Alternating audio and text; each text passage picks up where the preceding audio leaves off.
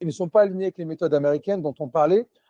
Ils ne veulent pas mentir et ils ne veulent pas se désaligner. Ils ne se reconnaissent pas dans ce type de vente où il faut forcer à tout prix, où le but c'est de vendre, ils ne se reconnaissent pas. Donc ça, c'est la bonne nouvelle. Mais la vraie question, c'est pourquoi c'est une contre-performance?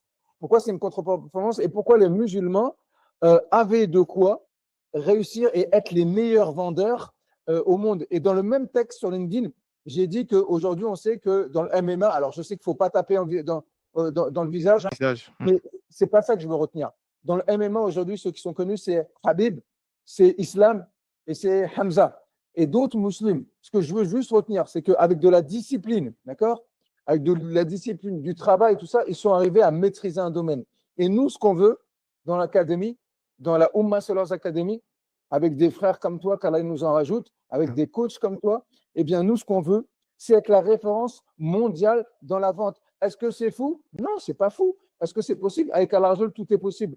Les non-musulmans, ce n'est pas des extraterrestres, c'est des êtres humains. Donc, ce qu'on va voir là, pour entrer dans le vif du sujet, c'est justement pourquoi on a dans notre religion le moteur, l'essence, pour performer à un niveau dans lequel un non-musulman ne pourra pas aller nous chercher jamais de la vie. Si on doit noter, par exemple, un niveau en vente et qu'on dit, on imagine qu'on met une note sur 20, alors on devrait mettre une note sur 10 dans la compréhension de la vente, les techniques de vente, le travail sur soi.